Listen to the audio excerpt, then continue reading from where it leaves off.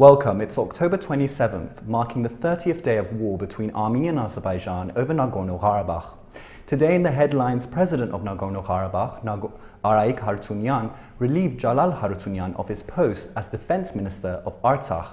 This came after Jalal Harutyunyan received wounds on the battlefield. Spokesman of the President of Nagorno-Karabakh, Vardan Petrosyan, did stipulate, however, that Jalal Harutyunyan's injuries are non-life-threatening.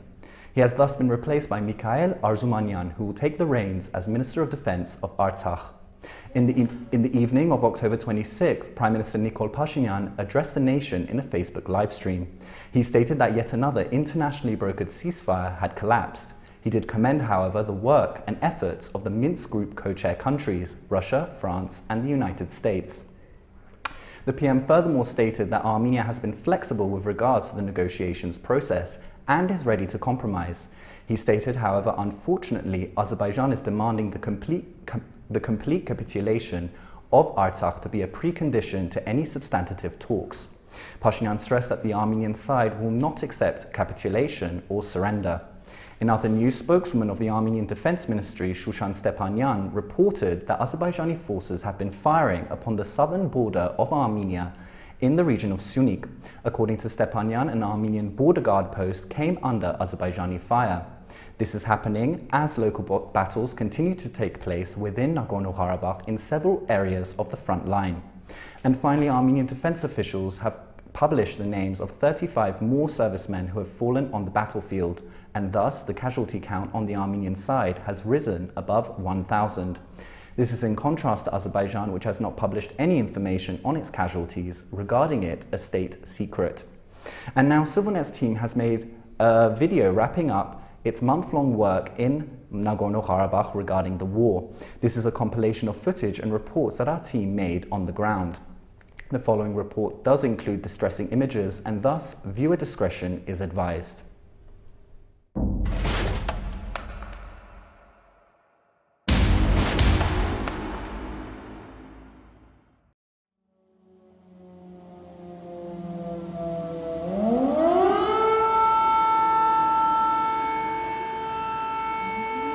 It's been a month now that Nagorno-Karabakh is in the midst of a hellish war. On the morning of September 27, residents of Stepanakert woke up to an unusual and thunderous noise. Azerbaijan just attacked the capital of Nagorno-Karabakh with missiles.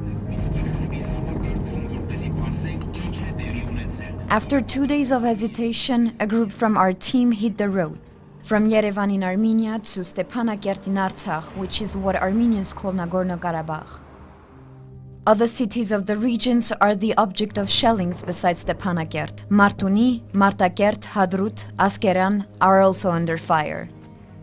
Despite the danger, the capital was mobilized.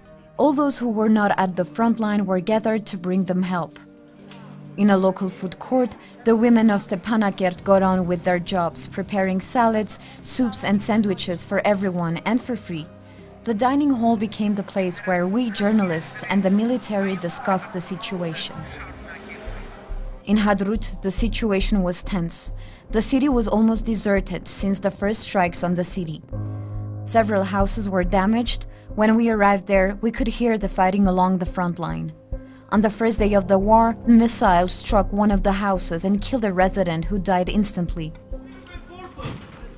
In the city's hospital, the wounded soldiers came in trucks. The medical center was overloaded and the doctors didn't have a single minute to rest. Azerbaijan indiscriminately targets both civilians and the military. Armenia's officials and Artsakh's officials talk about ethnic cleansing, crime against humanity, and genocide. Yet, the international community only observes in silence. On October 1st, our team went to Martuni to see the house of the first victims of the war, a grandmother and her grandchild. On the ground, we heard the shell climbing with the swish of a rocket and then striking the city square.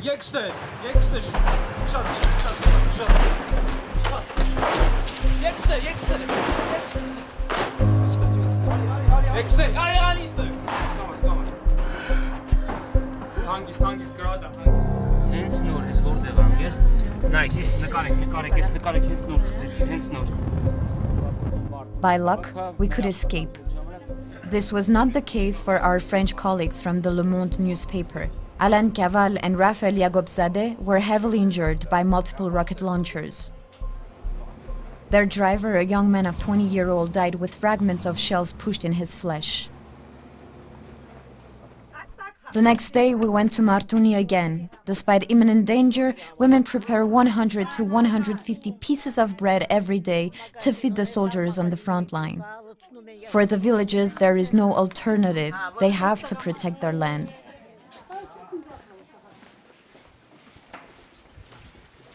In Stepanakert, the bombardments were becoming more and more regular, more and more deadly. We spent 2 days in the shelter of a school to avoid the shelling. It was impossible to go outdoors.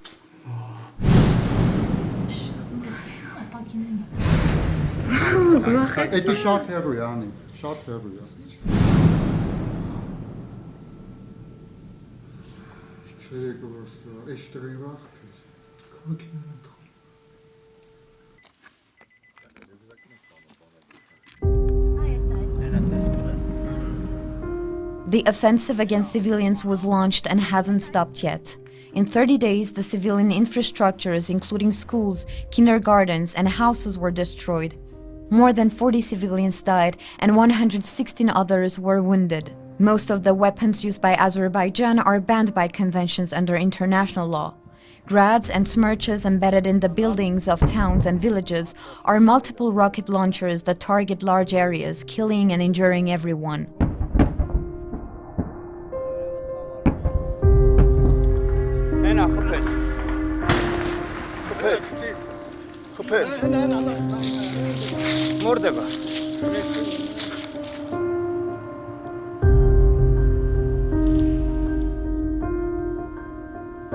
In only 1 month, Stepanakert has lost its splendor.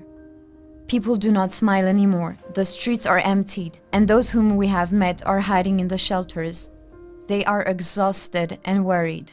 They've barely seen the light of the sun. In total, 7,800 residences, 720 vehicles, 1,310 public infrastructures were damaged or destroyed. More than 900 Armenian soldiers aged 18 and over are dead.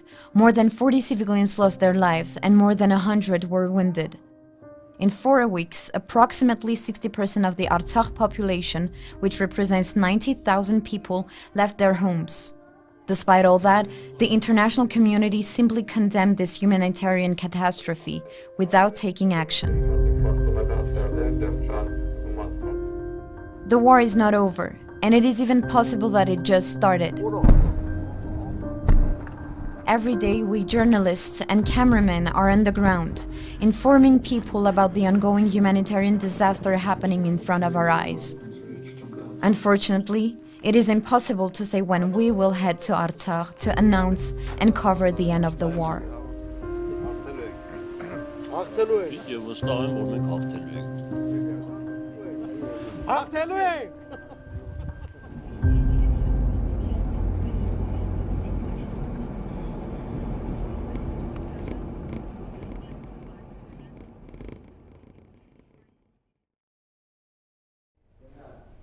And back in our studio, Lindsay Snell, an investigative journalist and one of the first people to reveal and speak about the Syrian mercenaries being transferred to Nagorno-Karabakh, spoke to ＳիվիլՆեթ's Ani Paityan. The mercenaries who were brought here by Turkey to Nagorno-Karabakh hail from the Hamza and Sultan Murad brigades, which are fighting in northern Syria. Snell has been documenting the Syrian civil war, but has also just returned from covering the war in Nagorno-Karabakh. She spoke about her experiences on the ground and also about the information she has regarding these mercenary groups.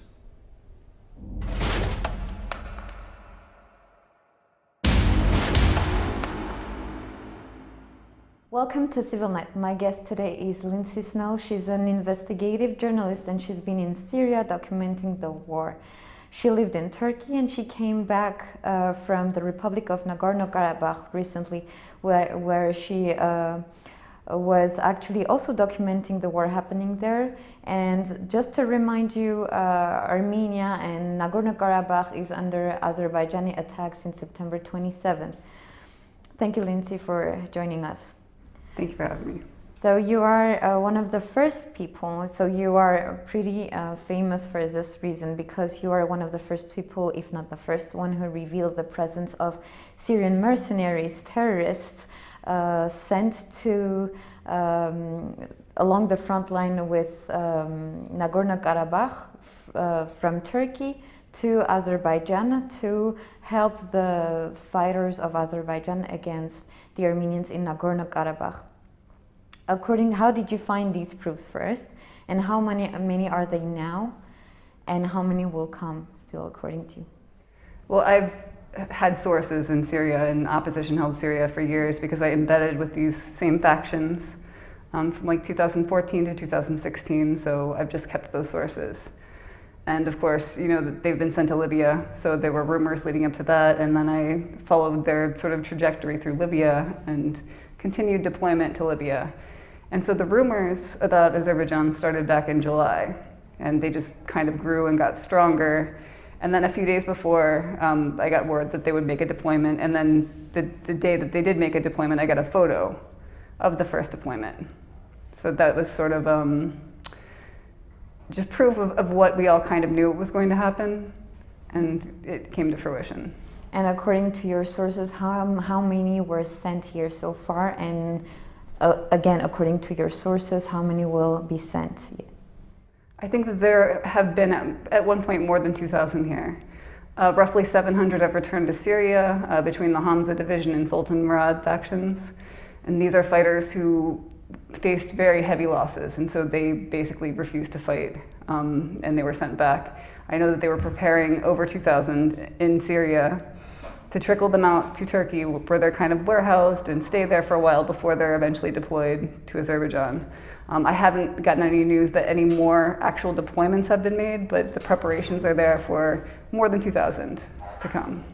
So also you had, so I watched your documentary, a small one, a report about what is happening in Artsakh, as we call in Armenia, Nagorno-Karabakh, for the international community. And there is a sequence, a short sequence where there is a terrorist talking to you, and what I wanted to know is, how did you manage to be in contact with one of those terrorists who are currently fighting in the Azerbaijani troops? There were two of them, and these are two of the Hamza division members who refused to fight and were sent back. So I was able to keep in touch with them because of that, and yeah, there was just sort of a mass undeployment, I guess you would say, where they just returned to Syria. So very willing to talk about what they faced, because as in Libya, they say that they feel tricked. They were told they would be border guards, and instead they're basically human shields. So what do they say about the situation on the ground? Again, these fighters don't know anything about the region. They don't even know really what country they're in. But all of them said it's like two real countries fighting. In Syria and Libya, it's basically militias. You know, any force that you're fighting, it has some, it's not as big and it's not as substantial, but this was, you know, very highly trained snipers that they're facing from the Armenian side, and weaponry that they'd not experienced, terrain that they were unfamiliar with, so it was very bad conditions for them, and they had extremely heavy losses.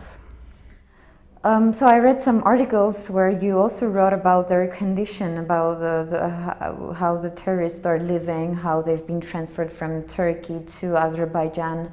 Can we try to wrap up what you know about this? I mean, I heard that they took their passports, they don't leave just the place. They're forced to fight for something they don't know anything about, as you said. Most of these men don't have passports to begin with, because they've been embroiled in the Syrian war for so long. They're obviously at odds with the Syrian government, so the vast majority, almost none of them, have passports. They have whatever militant identification Turkey has issued them, and they're not really free to do anything. And I think this is true in Libya, but even more true in Azerbaijan, that there's just a very tight leash around them. I know that they were staying on sort of a compound along with Azerbaijani troops, no Turkish troops. And it was there in the front line, and they haven't really had any freedom to move beyond that. So let's talk more about Artsakh and your experience there. So a few days ago, as I say, you were there, and I guess you, as a journalist, you also witnessed a lot of things, many things on the ground. So that's a simple question. What is your insight about the situation there? Much different than anything I've seen in Syria or Iraq or Libya. It was much heavier and more unpredictable. And I went, the first night I was there, it was nothing, it was completely calm. The next day, the shelling started at around 10 p.m. and then again at 2 a.m., then again at 5 a.m., and then 8 a.m. It was extremely heavy. It was just, everyone was kind of in shock. It's so hard to predict where they hit, and their weapons are accurate and so heavy. And life is just stopped for these people. I mean, there's nowhere safe. And if we compare with Syria, you just gave a little hint, but what is the biggest difference you would you'd see with other countries at war, like Syria or Iraq, as you said, or Afghanistan or Libya? What is the biggest difference? Because as Europeans, for Europeans, or even for us Armenians before the war, for us it was Syria and Afghanistan. That kind of war cannot happen in Armenia. But obviously you're not the only one to tell us that this is even worse than what they saw. So in which terms it is even worse? And according to you, from your experience, what would be the consequences of this war if it continues the way it does? In Syria, for example, the fighting was sort of concentrated. Whereas here, and in military areas, even if there are civilians among these militant factions, these are areas where there is still also militant infrastructure. In Artsakh, that's not the case. They're just blanketing these civilian areas with very heavy weapons, much heavier than we saw in most of Syria. And so for that reason, it's much more unpredictable and less safe. There's really nowhere you can go and know that you're safe. In Syria, there were always places, little pockets where you know, like, nothing is going to happen here. That's not the case in Artsakh. And I think that if it goes on, it will just be uninhabitable. And you also, in one of your Facebook posts, you wrote about the fact that you haven't seen a war where so many people, almost all the Armenians, are directly affected by this war. Because, can you tell me more about this? In Syria, it's been almost a decade, and the tragedy is widespread, especially now. But this has been in Armenia 3 weeks, and every single person that I've met is personally affected. And not just here, the diaspora as well. I mean, everyone is just so deeply affected. Everyone knows someone who's been killed already 3 weeks in. It's just devastating on a different level. And I've met people who are professionals with normal jobs who are taking time out to drive supplies to Artsakh or help journalists out, and it's really unlike anything I've seen anywhere else. The level of mobilization and also the level of loss. And last question, as a journalist, I mean, we as journalists, we have a bond to Armenia because we're Armenians, we're bond to this land, and it's understandable in some way why we are going on the ground to cover what is happening there. What pushes you to do that? You could be anywhere else peacefully living. Why did you choose to come here and cover what is happening on the ground? This is bigger than just Armenia and bigger than just Azerbaijan. This is part of sort of an evil master plan that President Erdogan has not been shy in sort of laying out. The fact that he was able to send more than 10,000 mercenaries to Libya with no international backlash whatsoever, that emboldened him so that he felt that he could send them here. This is just going to continue and get worse and get bigger. And I mean, he's just spreading terrorism around the world. So this is important for that reason. So you think, if I understand right, that this is even above the borders of Armenia and Azerbaijan, but it is becoming if it's not stopped, it would take a larger scale, according to you, where what Turkey is already involved, but Russia would be more involved, Iran, or what do you think what might happen if it continues the way it is? I think it's certainly Russia, and we've seen this in Libya, where there's sort of like shadow dealings because Russia is backing the other side. Russia is backing the LNA side, and Turkey's backing the GNA side, and of course they've sent so many mercenaries there, and their mercenaries allowed them to progress on that side, which has sort of squeezed Russia into being forced to negotiate, and I mean it's just a bargaining chip for them. So this could be the same. Okay, and knowing all that, still the international community is not doing anything besides urging the two sides to set the ceasefire. Besides this, they don't do much so far. What do you think that the silence in some way mean? I think it means that they're not going to do anything, to be quite frank. And the silence here has been even greater than it was in Syria. Although in Libya, no one said much of anything either, honestly. I think it's just a matter of them standing back and waiting and watching for Russia to intervene. And what benefit, profit do they have not to intervening? We know the business interest on the other side. We know that Israel and several European countries are providing massive amounts of weapons. They've got energy interests in Azerbaijan. They've got business contracts with Azerbaijan. So it would not be in their benefit to intervene on behalf of Armenia in the situation, no matter how dangerous or wrong the other side is. So the community is choosing in some way more profit instead of values and morality in human lives. That's how it could. Unfortunately, yes. Okay, thank you very much for this talk. Thank you for watching, and continue to follow CivilNet as we keep you updated on the situation in Nagorno-Karabakh.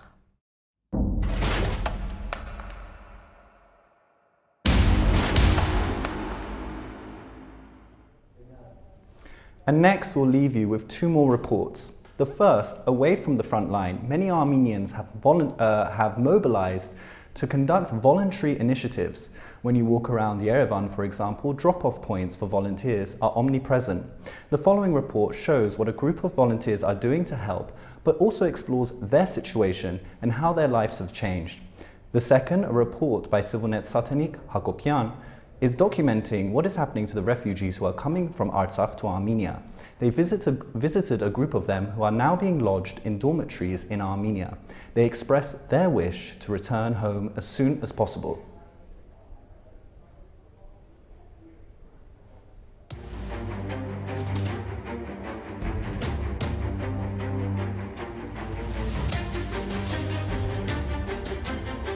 It's been 1 full month that Nagorno-Karabakh and Armenians are in a war against Azerbaijan. The Azerbaijani forces backed by Turkey have been attacking cities and villages with bombs since September 27. And along the front line, Armenian soldiers are ferociously fighting to keep their lands.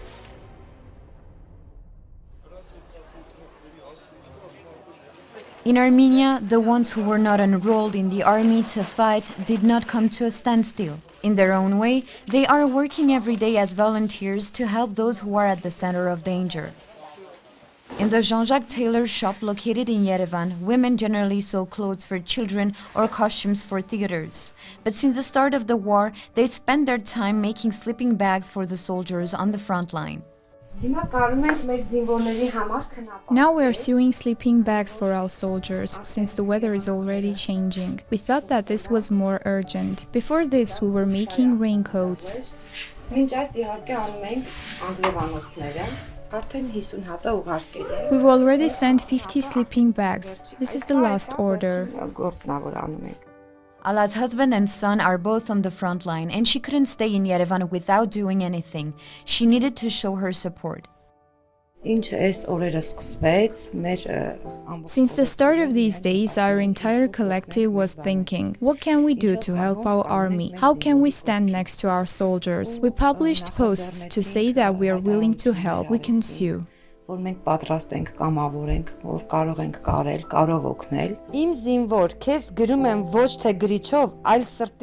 soldier, I'm writing to you not with a pen, but with all my heart. Have a peaceful and warm night, my brother.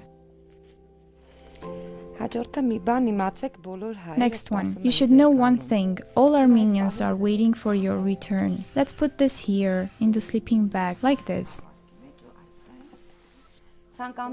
We wish that each soldier who opens one of these sleeping bags feels supported, feels well. He feels that the country, the nation are standing by their side, that the soldier is not alone. When he sleeps in this sleeping bag, he feels warmth, not only from the sleeping bag, but also from the entire nation, from fathers, mothers, brothers, sisters.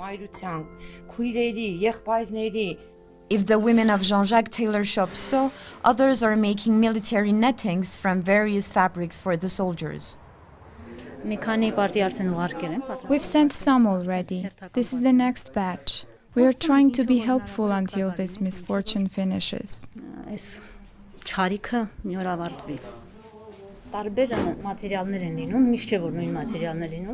There are different materials. It is not always the same material, and we buy nettings, special nettings. Mainly we have been buying them since the early days, and we are trying to sew properly the scrap fabric, because as you can see, they have to cover very narrowly the entire netting. Well done, it's perfect. You want us to take a photo with it? Make a selfie. Since the start of the war, many civilians were the direct victims of artillery shelling. Azerbaijani forces strike indiscriminately, assaulting ordinary residents and the military.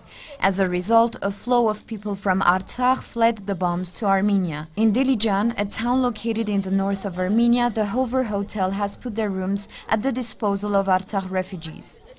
We heard the news that the war started and we understood that there will be a migratory flow to Yerevan. We cancelled reservations and we started to work with individuals and organizations to give a place to the newcomers. Nearly 130 people are staying in our hotel. According to the Ombudsman of the Human Rights Office in Artsakh, Artak Beglarian, 60% of Nagorno-Karabakh's population left their houses because of the shelling. Most of the residents of the hotel are women, and they found a way to keep themselves busy until the end of the war. Each day, those women make 600 jingalov hats, a special bread from Artsakh made of hundreds of various mountain herbs. We are preparing jingalov huts. There are various herbs, for example, coriander, onion, beet, greens.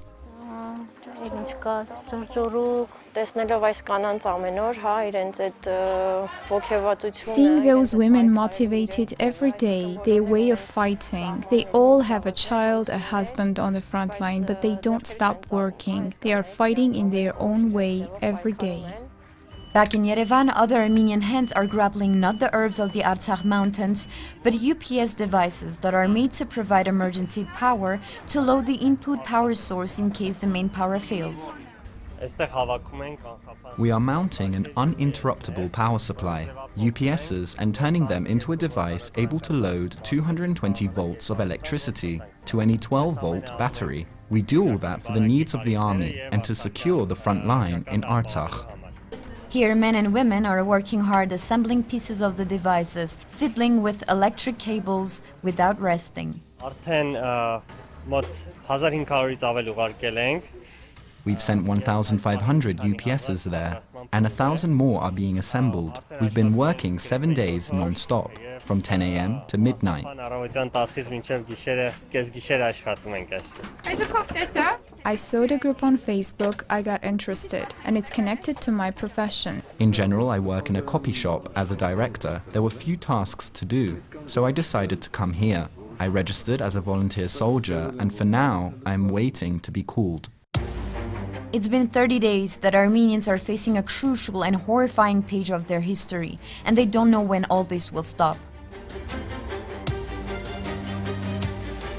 These volunteers are just a small handful of people supporting each other. Throughout the country, all regions and cities are gathering every day to make their contribution. All the little hands are working while their spirit is with those on the front.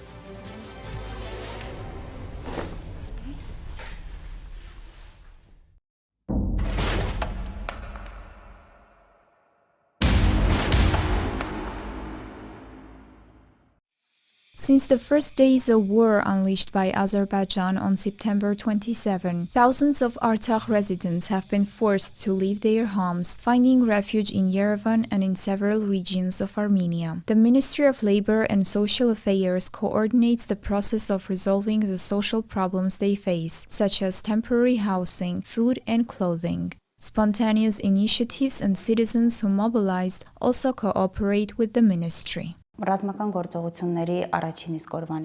the first day of military operations, the government's hotline 117 and the Ministry of Labor and Social Affairs hotline 114 were launched and started operating on a round-the-clock schedule. The mobilization of the business sector helps the state a lot, as well as non-governmental organizations. Together with our partner organizations from Artsakh, we also managed to provide shelter for beneficiaries of boarding schools and elderly care centers. A temporary shelter was set up in the Hayartats Dun at 14/1 Hrachian Ersisyan Street, where citizens who came from Artsakh and do not have a host family or shelter go through certain processes and are provided with shelters. They are sent to different addresses, both in the capital Yerevan and in different regions of Armenia. Hotels, houses, various dormitories, depending on what convenient place there is at the moment, and what the group is and what are its needs. Everything is done for their well-being, so that they stay in comfortable shelters until the victory of the Armenian armed forces.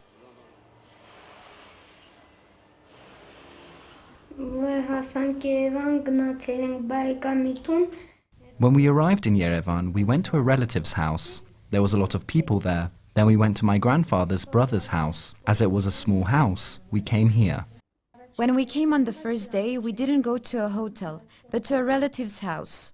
We went to a relative's house. Well, that house was very small, so we came here. I like it here. We arrived on the 30th. Before that, we were staying in a basement. There was a shelter in front of our house. It wasn't really a basement, and it was warm. It was good. I was a little frightened. We could hear a lot of sounds of these explosions. These children from Artsakh, along with their mothers and grandmothers, have temporarily settled in the Nova Hotel in Yerevan. All the hotel rooms are now occupied by Artsakh residents. On the 27th, when the war began, young women and children were evacuated. Then I stayed for another week after that until October 3. And on the 3rd, they declared that the village should be completely evacuated.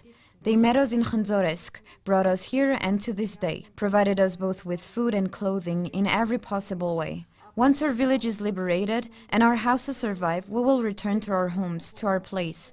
This isn't the first time I've seen war, it's already the 3rd time. My husband died, I have 2 sons. One of them had his leg amputated after stepping on a landmine, and the other is on the front line right now. We were mainly frightened after the aviation attack. We had witnessed it in 1992. I myself, we understood the dangers it posed, so we were forced to leave our villages, evacuated. I am 100% sure that there should be a victory, a stable victory, a final victory. People are already tired of such wars. War has its own unwritten laws, which leaves a very unpleasant impression on the upbringing of this young generation, the psychology of these young people. And very soon, I am sure that there will be a victory, there will be a solid victory, and we will return to our homes.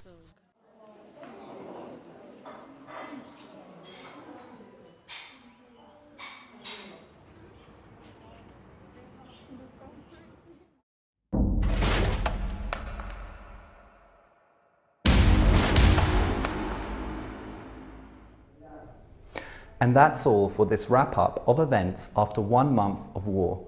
Thank you for joining us and continue following CivilNet for the latest on the situation in Nagorno-Karabakh.